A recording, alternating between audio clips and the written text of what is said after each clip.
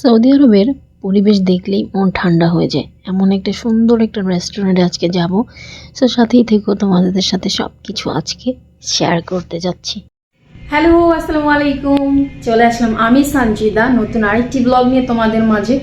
So অনেকদিন পরে আমি ব্লগ ছাড়বো, যেহেতু বাংলাদেশের অবস্থা ভালো না, তাই আমি ব্লগ ছাড়া ভুলেই গেছি ধরতে গেলে। সো চলো আজকে আমি কোথায় যাচ্ছি, কি করতেছি সেটাই তোমাদের সাথে শেয়ার করবো। আমি অলরেডি রেডি হয়ে গেছি। সো চলো, আর ভিডিওটা অবশ্যই সম্পূর্ণ দেখবা সবাই। বাংলাদেশের এই পরিস্থিতি দেখে মনটা খুব খারাপ লাগতেছিল। সো অনেক দিন ধরে বাসায় বসেছিলাম। সো আমরা ফাইনালি রেস্টুরেন্টের সামনে এসে পড়েছি। সো আমরা ভিতরে ঢুকছি, তো আমার ছেলে ভাবতেছে যে ওর বাবা ফটো তুলতেছে, ও যে পোস্ট পাস নিতেছে সবাই দেখে না। আমরা তো হাসিও আসতেছিল ভিডিওটা পরে দেখে।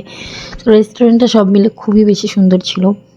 আর যেহেতু অনেক সৌদিরা ছিল এখানে, ভিডিও ওরকমভাবে অন্য কাউকে নেওয়া নিষিদ্ধ।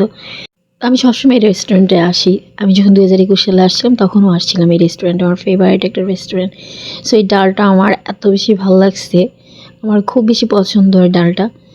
আর বিশেষ করে এখানে সব খাবারগুলো অনেক বেশি আমি, তো এখানকার খ্যাপসার তো কোনো জবাবই নেই। আমার সবচেয়ে বেশি ভালো লাগে এখানকার খ্যাপসা। সো এখানে আমাদের সৌদিরা লতা পাতা খায় সবসময়, সো লতা পাতাগুলো আমাকে দিয়ে দিছে। তো আমি এখানে নাকি সিস্টেমটা এরকম, প্রথমে এসে ডালটা দেয়, ডালটা আর কি সবাই খায়। সো আমরাও ডালটা খাচ্ছিলাম, পরে আস্তে আস্তে অনেকক্ষণ পরে আমাদের খাবারগুলো চলে আসছে। সো আমরা ব্রোস্টেড অর্ডার করছিলাম, যেহেতু আমরা দুইজন গেছি। সো ওদের খাবারগুলো অনেক টেস্ট হয়, প্লাস এই গাছগাছালিগুলো আমি একটু খেয়ে দেখছিলাম, বাট আমার ভালো লাগেনি।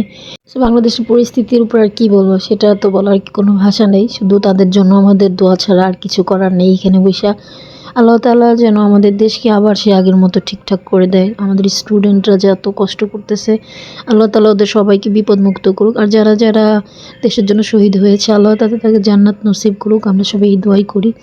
সো সবাই ভালো থেকো। আজকের ভিডিওটা এই পর্যন্তই। অন্য একটা ভিডিও নিয়ে আবার চলে আসবো। আল্লাহ হাফেজ।